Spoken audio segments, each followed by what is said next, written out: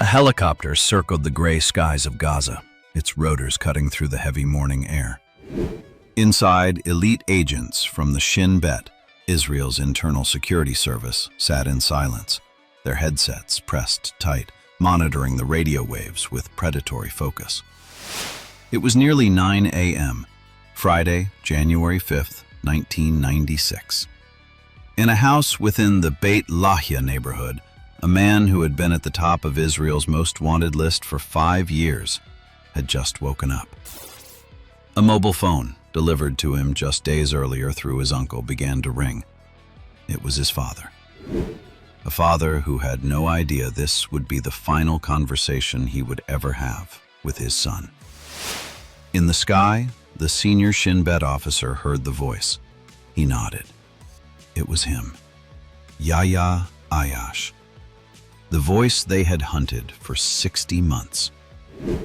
With a single cold gesture, a button was pressed.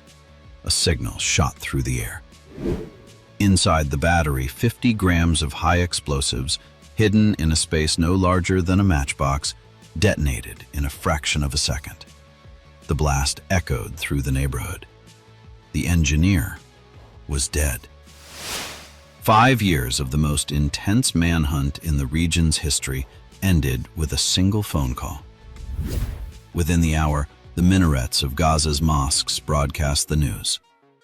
The engineer has been martyred. A wave of shock and fury rippled across Palestine. The man the Israelis called the engineer of death and the Palestinians hailed as a legendary commander was gone. History is in the headlines. But the truth? That's hidden in the profiles. Welcome to Profile. Subscribe to join our community of curious minds.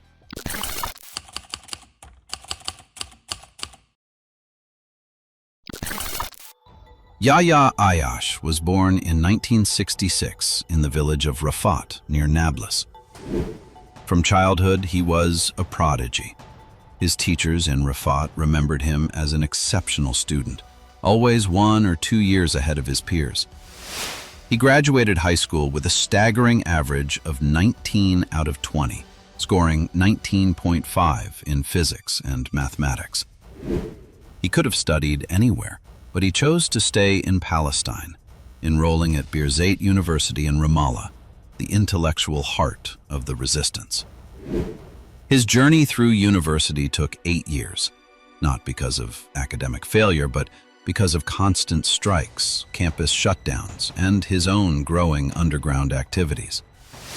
By the time of his graduation in 1993, Ayyash was already a ghost. He was absent from his own graduation ceremony. While his classmates celebrated, Ayyash was hiding from the Shin Bet for his role in the Ramat Ef'al operation in Tel Aviv. He had dreamed of traveling to Jordan for his master's degree, but Israel blocked him. Yaakov Perry, the former head of the Shin Bet, later said, "If we had known what the engineer would become, we wouldn't have just given him a permit. We would have paid him $1 million to leave and never come back." Ayyash's university years were forged in the fire of the First Intifada. In October 1984, during his first days at Birzeit, he joined the student wing of Hamas. It was a transformation. Yahya, the man who had lived within the abstract lines of electrical diagrams, was now staring directly at the harsh reality of the occupation. In 1985, he officially joined the Muslim Brotherhood in Ramallah. He wasn't just a political member. He was a man of action on the ground. He used his father's car to move activists and deliver aid to families in need. In his home village of Rafat, they began to call him the Sheikh of the Brotherhood. But the trajectory of his life and the history of the conflict changed because of a single document. While searching through the university library, Ayyash found a research paper on explosives. To an ordinary student, it was a technical curiosity. To Ayyash, it was a blueprint. He translated the document into Arabic and began to merge his knowledge of electrical engineering with the volatile world of chemistry. His first laboratory was not a high-tech facility. It was the cold, damp caves of the West Bank Mountains. His early experiments were failures. One explosion was so weak, so pathetic, that his comrades began to lose hope. They thought he was chasing a ghost. But Ayyash was relentless. He pushed forward using his own resources, even selling his wife Hayam's gold jewelry to buy the basic chemicals he needed. He worked with the most primitive materials: agricultural fertilizer, sulfur, and charcoal. Finally, in 1992, the breakthrough came: a successful detonation. In the darkness of that cave, Ayyash and his friends embraced and wept. They had unlocked a power that would change the rules of the war. The world first felt the power of the engineer in April 1993, the Mehola operation, a car bomb targeting a military restaurant. The blast killed 2 Israeli officers and injured 8 others. The Shin Bet was stunned. They interrogated captured Hamas members until, for the first time, a name emerged: Yahya Ayyash. He was now officially on the list. But the true point of no return came on February 25, 1994. Baruch Goldstein, an extremist, walked into the Ibrahimi Mosque in Hebron and opened fire on worshippers. 29 Palestinians were killed. Over 125 were wounded. In the 2 days of protests that followed, the Israeli military killed 19 more. Ayyash was consumed by a cold, calculating fury. He designed a series of operations he called the Retaliation. On April 6, 1994, a car bomb in Afula struck a central bus station, killing 8 Israelis. 1 week later, another strike in Hadera killed 5 more, 3 of them soldiers. The precision of these strikes paralyzed the Israeli security services. Ayyash was now a legend. He became a master of disguise to evade the dragnet. He would walk through checkpoints as an ordinary laborer, then as a devout religious Jew, and sometimes even dressed as a woman. His ability to vanish was so legendary that Prime Minister Yitzhak Rabin once said in a meeting, "I worry that Ayyash is sitting right here with us in the Knesset." By 1994, Yahya Ayyash had become more than a man. He was a ghost haunting the Israeli security apparatus. His life was a masterclass in survival. He never spent 2 consecutive nights in the same location. His communication system was a labyrinth of codes. Even his closest associates rarely knew his real name.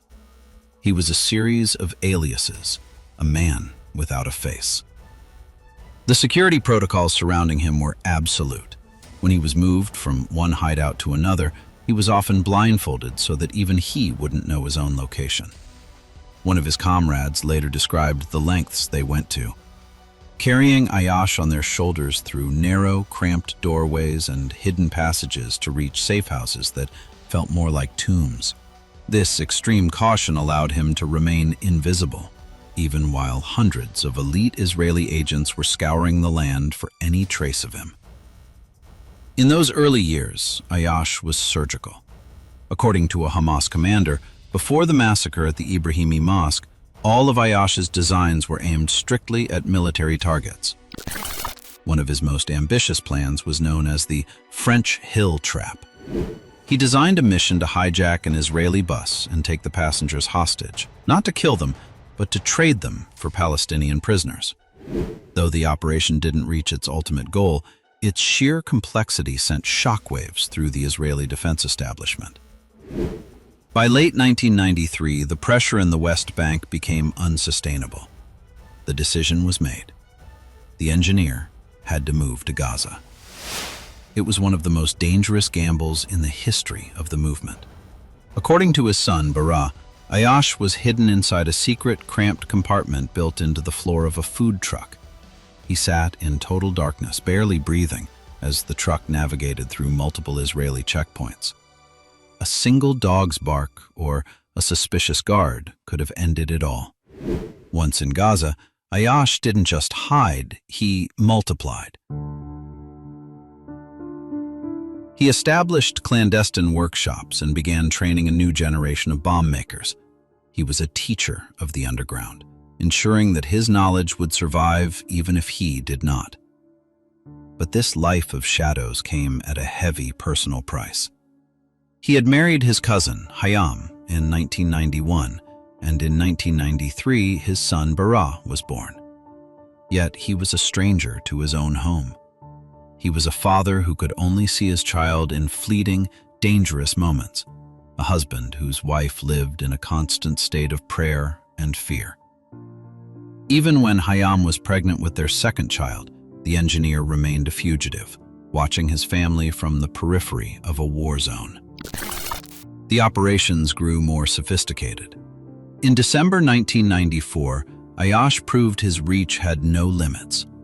Osama Radi, a member of the Palestinian Authority's own police force and a secret Qassam operative, detonated himself near a bus carrying Israeli Air Force personnel. But it was January 22, 1995, that truly shook the foundations of the Israeli state. At a place called Beit Lid, Ayyash executed a brutal two-stage attack. The first operative blew himself up among a group of soldiers. Then, as emergency teams and more soldiers rushed into the chaos to help the wounded, a second operative detonated. 23 Israeli soldiers were killed. 40 more were wounded. The Beit Lid operation was a devastating psychological blow. It proved that despite the walls, the checkpoints, and the world-class intelligence, the engineer could still strike the heart of the military at will. The Beit Lid operation was the final straw. For the Israeli public, the fear was no longer manageable. Prime Minister Yitzhak Rabin found himself under a mountain of pressure. When he visited the site of the bombing, the grieving and angry crowds didn't see a leader. They saw a government that couldn't protect them.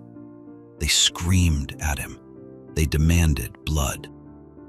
For the Israeli cabinet, this was a political crisis that could only be solved with one man's death. Rabin called an emergency meeting with his military and intelligence chiefs. He told them simply, "This madness must end." He then called for the red sheets to be brought to his desk. The red sheets were the state's official warrants for extrajudicial execution. Rabin signed them, placing the highest priority of the entire Israeli security apparatus on a single target, Yahya Ayyash. The mission was handed to Azriel Hassan, one of the Shin Bet's most battle-hardened agents. Hassan gave his team a daily mantra. Every member of this organization must ask themselves every single morning, what have we done today to catch Ayyash? They gave him the code name Crystal. The hunt became an obsession. A special unit known as the Mistarvim, undercover agents who disguised themselves as Palestinians to blend into local environments, was deployed. They arrested and interrogated over 500 members of Hamas, using every method of pressure and torture known to them. Yet no one could lead them to the engineer. Ayyash was a ghost who used no landlines and trusted no one. Even his parents were not spared. Their home was raided and demolished repeatedly. But the wall of silence finally cracked in late August 1995. Ayyash made a rare mistake. He reached out to an old and trusted friend, Osama Hamad, to find a new hideout.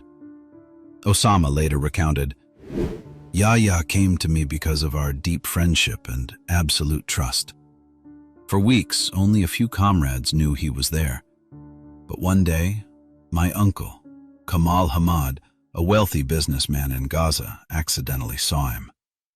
Kamal Hamad was the weak link. He already had dealings with the Israelis. The Shin Bet now had their Judas. They gave Kamal a mobile phone. The plan was simple: get the phone to Ayyash by any means. An officer told Kamal it contained a transmitter to eavesdrop on his conversations. It was a lie. Hidden inside was 50 grams of high explosives designed to detonate with a remote signal, specifically shaped to target the head and neck of the user. On October 28, 1995, Ayyash returned to the house. Osama gave him the phone. In a helicopter circling above, Shin Bet technicians held their breath. They heard his voice. They verified his identity. They sent the signal. Nothing happened. A technical failure.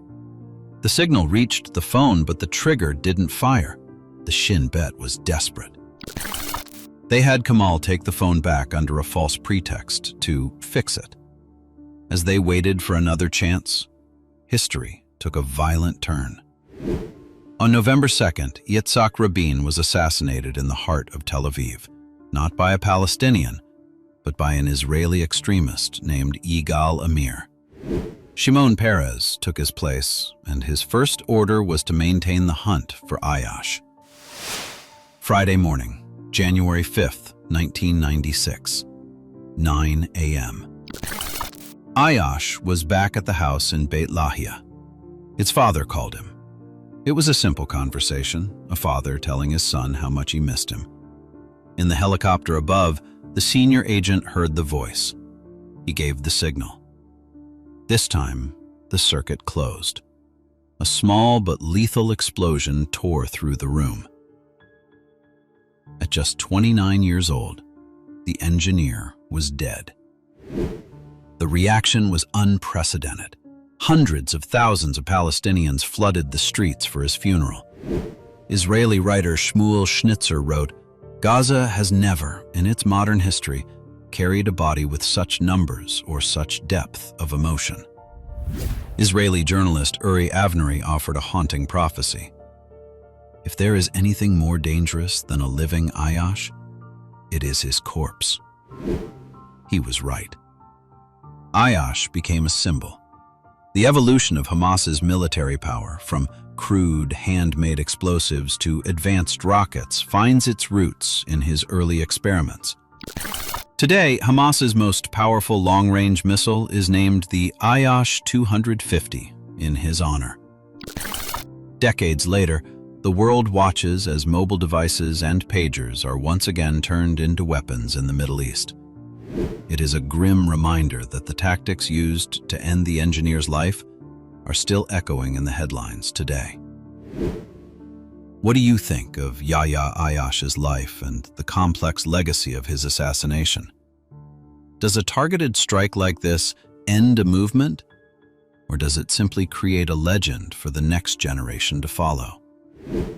Every story has two sides, and the truth usually lies somewhere in the shadows. We want to hear your perspective. Join the discussion in the comments below. If this profile gave you a new perspective, support our mission with a like and share. Thank you for being part of the Profile community. Until next time, stay curious.